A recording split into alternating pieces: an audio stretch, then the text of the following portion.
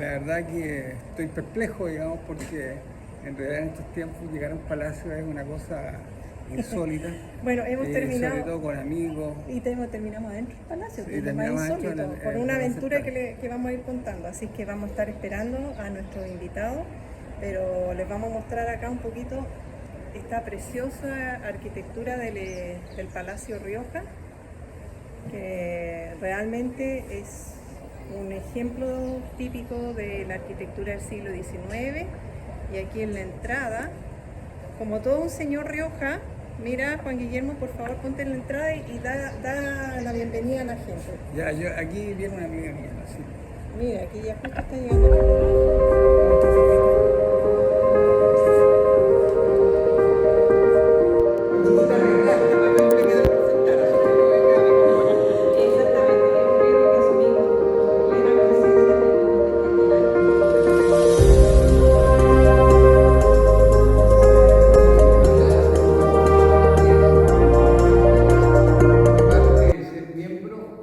Bueno, tengo que confesarles algo. Cuando mi amiga Lidia Fuentes Méndez me pidió que le presentara su libro La heredera del mayorazgo Sáenz, equivocadamente pensé que era una clásica novela donde los protagonistas pugnaban por apoderarse del patrimonio de quien ha fallecido. Ustedes lo conocen mejor que yo, todos los que tienen ciertos años, que las peleas familiares y las disoluciones de familia por eso son tremendas. Pero me surgió una duda. En el tiempo que existía el mayorazgo, la herencia tenía un carácter patrimonial, o sea, iba del padre al hijo Aarón, que solamente él podía heredar. Pero aquí la heredera era una mujer. Esta situación rompía todos mis modelos relativos a la sucesión por causa de muerte. La institución del mayorazgo, como ustedes saben, es un legado del periodo colonial. Permitía heredar los bienes familiares al primogénito con el fin de asegurar la acumulación de riquezas y perpetuar los privilegios y el prestigio social de las familias opulentas de la época. Se trató de eliminar desde el gobierno de Bernardo O'Higgins, pasando por la Constitución de 1828, y finalmente su derogación definitiva fue el año 1862.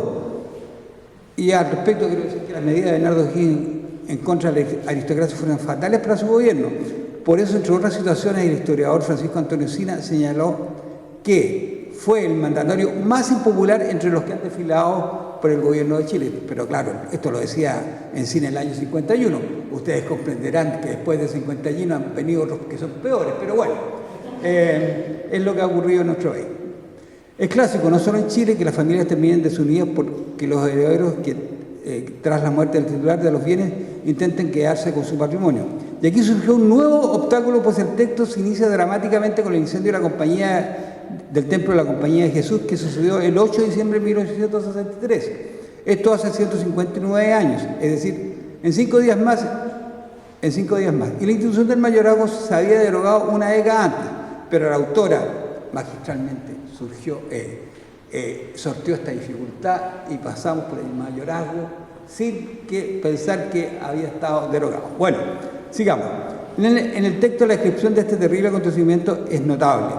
Sobre los muertos no hay cifras precisas. Vicuña Maquena señala que fueron más de 2.000, casi todas mujeres, porque eran miembros de las hijas de María. La prensa de la época informó que más de 164 carretones llenos de cuerpos calcinados hicieron el trayecto desde el centro de Santiago hasta el cementerio general, donde los restos serían enterrados en una fosa común.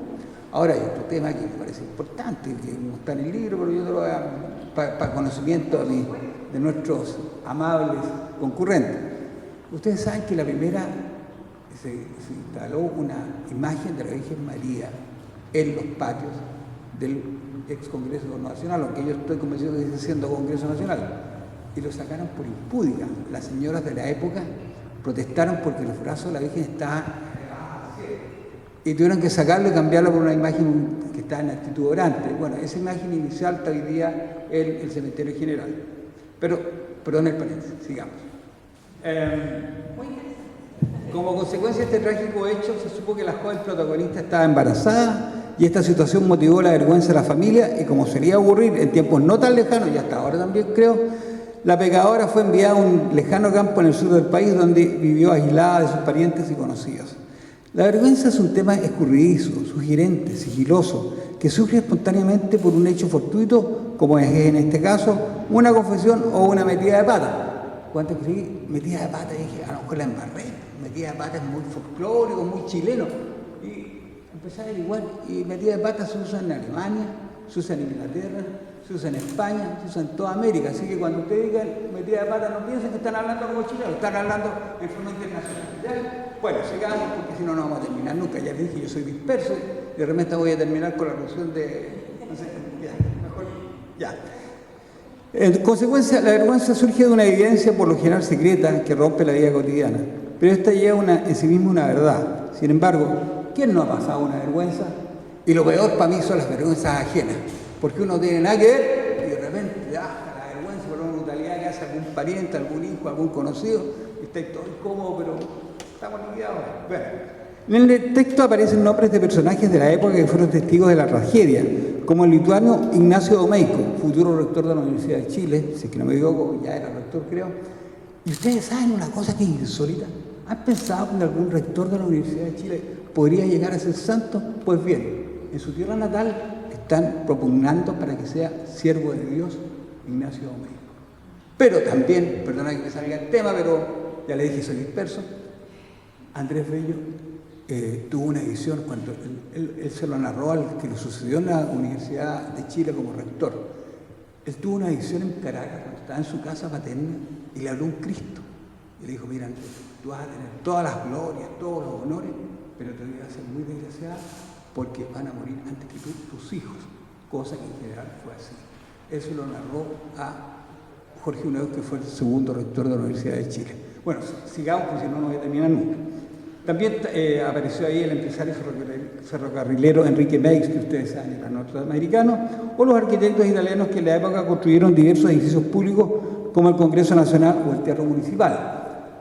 Como estamos en el Palacio Rioja, dije, ¿de cuándo será el Palacio Rioja? A lo mejor lo construyeron estos arquitectos que vinieron del siglo XIX. No, el Palacio Rioja es del siglo XX. Fue construido después del terremoto del año 6. Y yo le voy a decir una cosa que me parece insólito, pero después voy a hablar del tema. Bueno, también se menciona un guaso anónimo que salvó de la muerte a unas 10 mujeres solo con laciarlas y arrastrarlas lejos de las llamas. Y eso es verdad, fíjate. En la historia aparece un guaso que por las mujeres estaban enamoradas arriba, como se abría la puerta hacia ellos, la gente empezó a caer arriba de este guaso, estiraba el lazo y la sacaba y la salvaba. Nadie sabe cómo se llama, pero fue un hecho real. Bueno, ¿cómo? Fue negro, claro. Se dice que no hubo familia en Santiago que no perdiera a la madre, la esposa, la hija, la tía o la sirviente, porque muchas señoras de la época iban con sus sirvientes, con sus empleadas a misa. Bueno, tras la tragedia hubo muchos que no se reían a pasar por la calle del infortunado incendio. Se aseguraba que almas en pena vagaban por las inmediaciones. Lidia, en el texto señala, incluso un siglo más tarde, los guardias de los jardines del Congreso aseguraban divisar espectros y experimentar ruidos durante sus rondas. Tan sugestionadas estaban que solicitaban cubrir los turnos nocturnos con 2 personas. Y eso es tan cierto, porque los carabineros que están ahí en el edificio de Santiago me han contado que ellos ven espectros en la noche que avanzan sobre ellos y ellos dicen, ¡alto, alto, paren! Y pasan los espectros y los tipos quedan muertos de susto. No se atreven a recorrer el edificio estoy hablando del Congreso en Santiago, no el de acá, porque acá hay otras historias, pero ahí no nos vamos a meter, porque no terminamos nunca. Allá en Santiago, como les digo, ocurre ese tipo de cosas. Y yo, que fui un antiguo funcionario, gracias a Dios, ya no estoy, no, gracias a Dios, lamentablemente me tuve que jubilar, porque el tiempo pasa, ya estoy re viejo. Yo me acuerdo cuando hacíamos turnos en las noches, porque en el Congreso se hizo turno en el inicio del retorno a la democracia, sentíamos como una máquina underground teclear en la noche, estábamos todos aterrados, pero teníamos que estar de turno.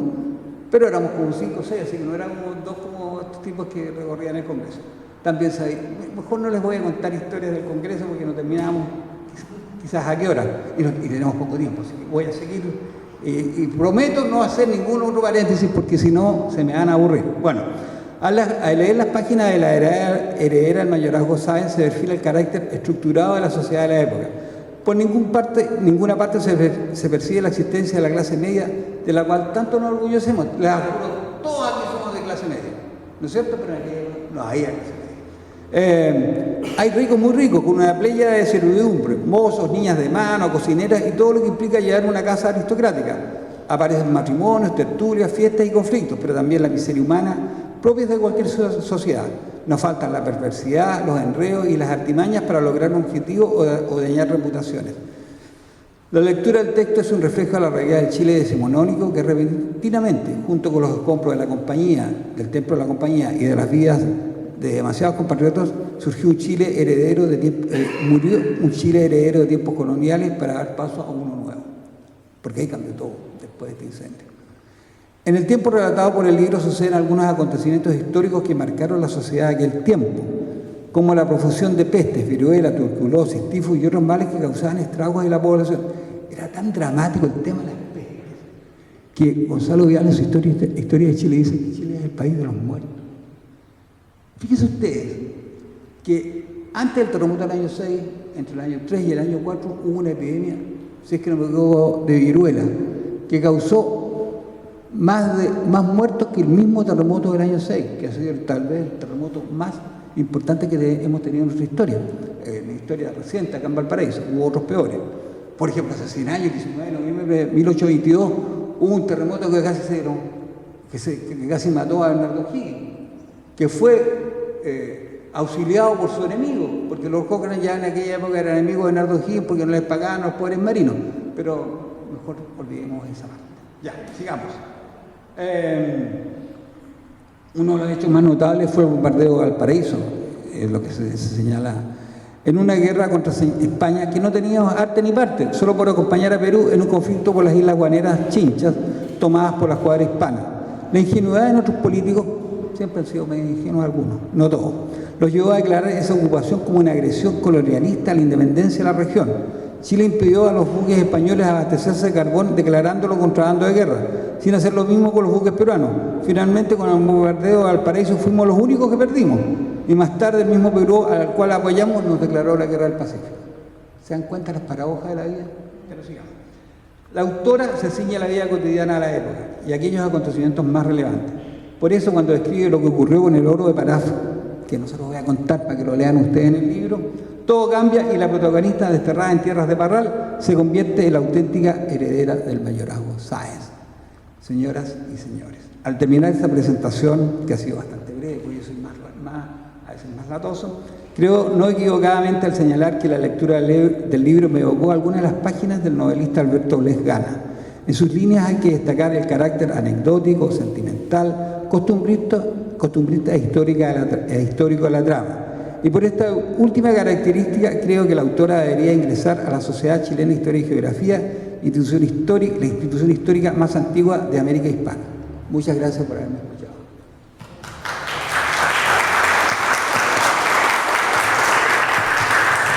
Muchísimas gracias.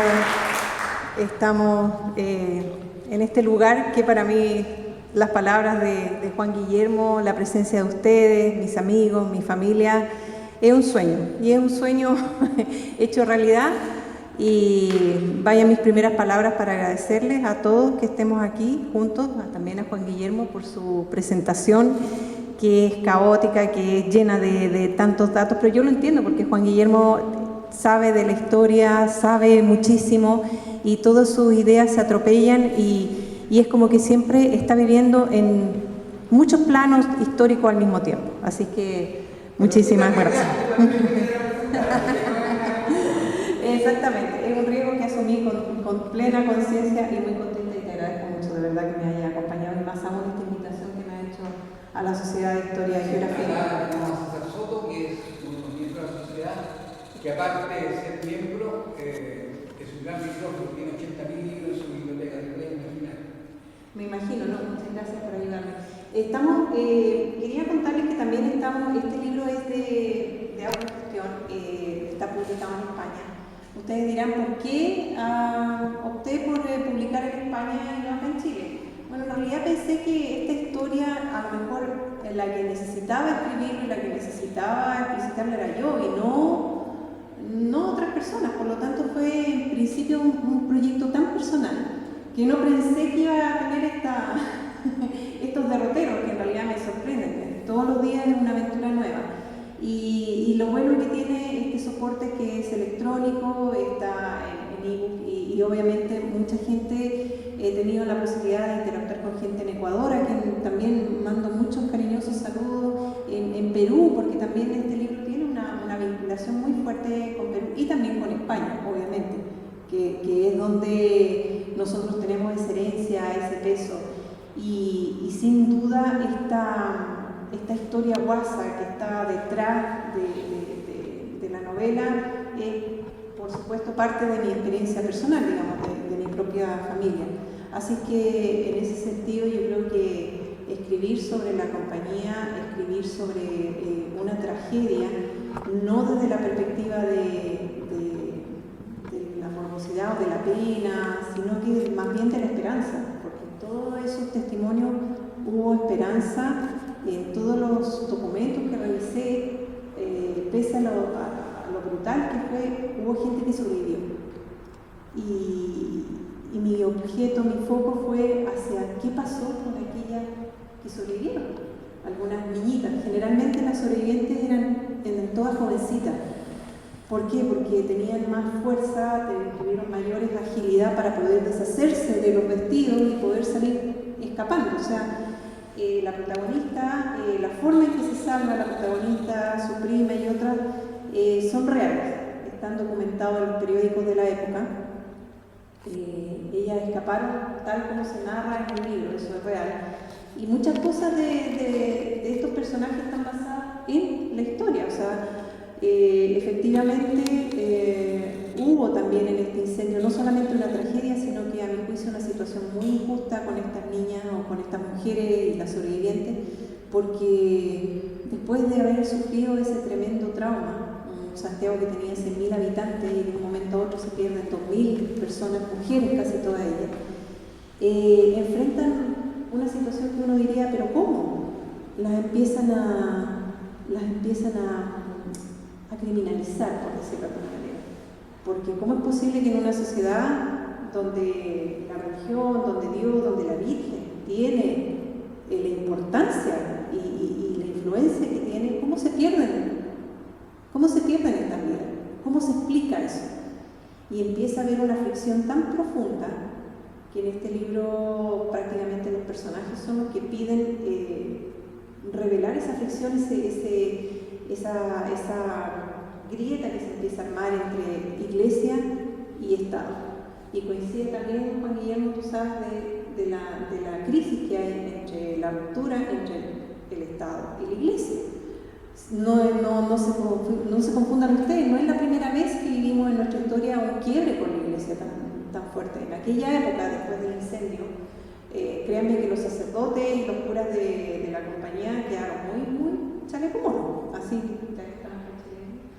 porque de verdad no se explica que se salvaran muchos de los sacerdotes y que se hicieran estas fiestas donde además se descubrió, y ahí, bueno, ustedes saben, la compañía, un evento que se encontró después de este incendio tan terrible, esta cajita de metal que contenía unas cartitas, que son las oraciones, son las peticiones que se hacían a la Virgen, y como estamos en Chile, ustedes sabrán qué pasó, las leyes, y ahí empezamos. Empezó a correr una serie de rumores que no es tan lejano a lo que vivimos hoy día en nuestras redes sociales, en el bullying, en todo lo que nos cae encima. El rumor, la maledicencia, yo la vi, yo le dije, yo vi que estaba y decía, y esta carta, y la niña que no era tan señorita, y la otra señorita que no parecía tan señor, muy, muy complicado.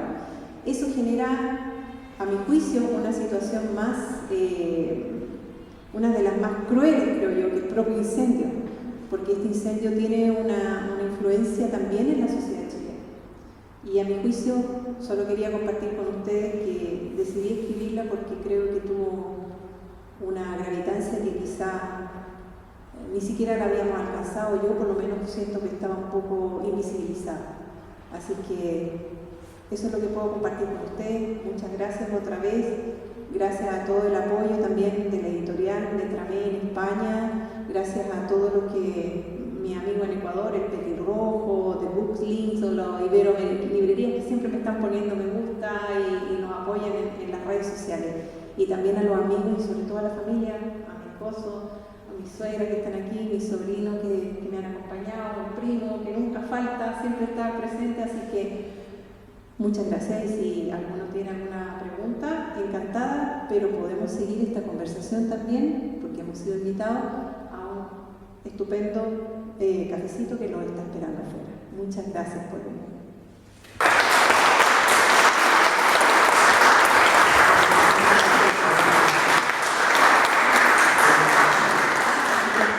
Vamos a hacer una dedicatoria aquí y tengo, bueno, además tengo solamente estos ejemplares aquí porque encantada, se puede comprar por internet también, pero también lo tengo acá. Y quería también agradecer a todo el Palacio Rioja. Ustedes no saben cómo corrió la gente hoy día esta mañana porque originalmente esta actividad estaba programada abajo en la sala de Francia. Se juntaron unas actividades y así salió este salón que nos prestaron, que fue un regalo finalmente para todos nosotros. Así que muchas gracias al Palacio Rioja y a todo el apoyo que nos han dado. Muchas gracias. Vamos a firmar unos libritos. Oye, ¿alguien tiene una consulta, alguna pregunta, alguna crítica? ¿Alguien que lo haya leído? Yo no lo he leído, viene en camino. Si apenas llegue, yo voy a leer. Y le voy a pedir a la Lidia que me preste su mosquita. Pero quería hacer una reflexión con respecto a lo que tú misma contabas, que tiene que ver con visibilizar historias muy invisibilizadas dentro de nuestra sociedad, que tiene también que ver con el hecho de una sociedad muy machista, ¿cierto? Que invisibiliza a las mujeres, el sufrimiento de las mujeres y el rol que tienen estas mujeres dentro de la sociedad. Bueno, a partir de la novela que tú escribiste, ¿cierto? Está basada en hechos reales, es una novela muy histórica. Quería saber si tienes algún proyecto de hablar en adelante, alguna cosa que quieras escribir. Una sorpresita, sí. Sí, es verdad, esta novela empezó gracias a los personajes, porque la Chepita no me dejó tranquila hasta que le escribiera la historia. Y efectivamente estaba invisibilizada, pero invisibilizada por la visión que tenemos ahora, porque esta es una época muy pre-feminismo, pre todo lo que podamos imaginar. Pero pasaban muchas cosas. Y sin duda que tengo una deuda ahí con estos personajes y tengo que seguir contando qué pasa con ellos.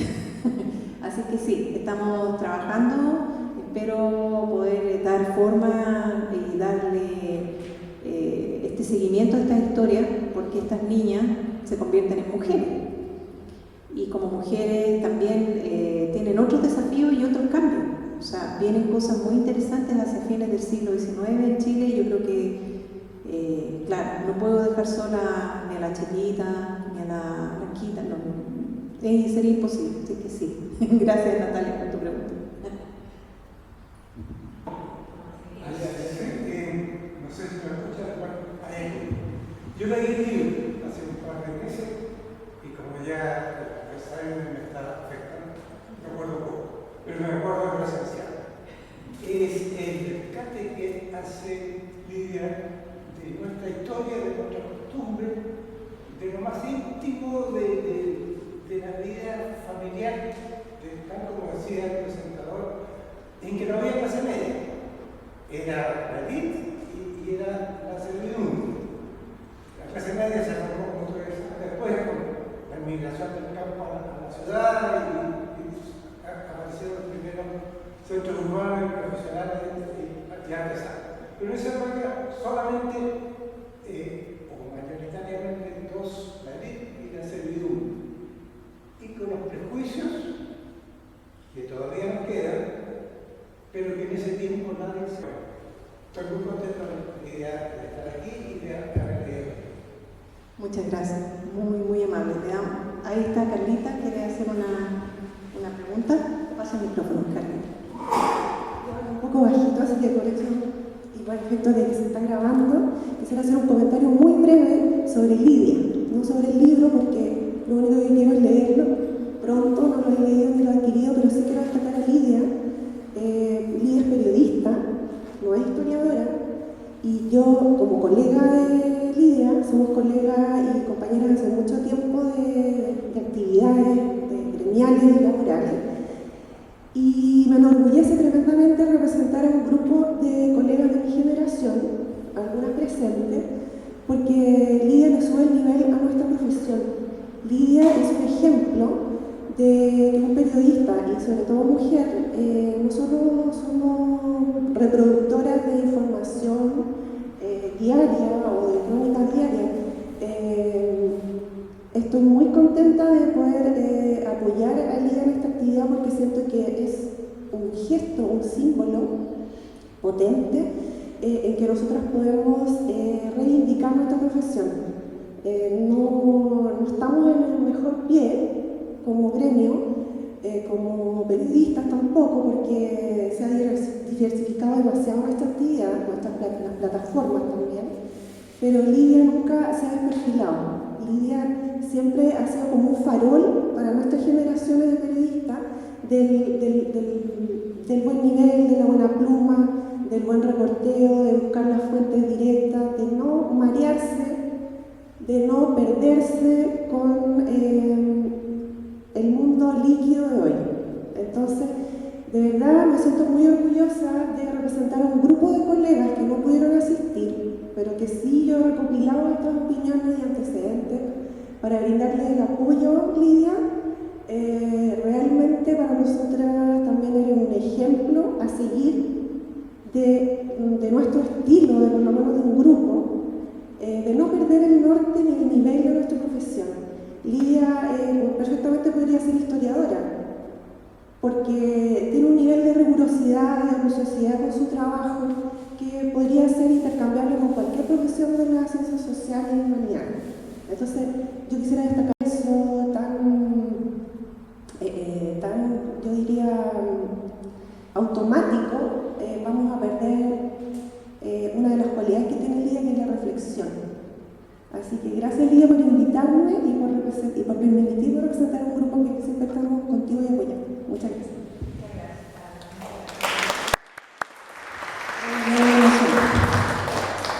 No, de todas maneras, de verdad, para mí todo esto es un regalo y efectivamente, bueno, la profesión es la profesión. Yo le decía a mi amigo Juan Guillermo, mira, yo igual que mi personaje, la Chepa, tengo dos plumas. Soy Lidia, la periodista, y soy LF Méndez, la escritora. Así que he tratado como de moverme en este mundo, así que espero ser digna y poder relevar, por supuesto, la rigurosidad del trabajo, que es súper importante. Muchas gracias. Hay que tener un nuevo seudónimo para ser historiador. Vamos a estudiar, vamos a trabajar. Quiero dar la bienvenida también a Fernando Silva, que nos está acompañando. Llegó Fernando con mucho esfuerzo de Santiago, tuvo un pequeño percance, pero quiero agradecerte de corazón que estés acá con nosotros. Muchas gracias. Gracias por la invitación, Lidia. Sí, de todas maneras.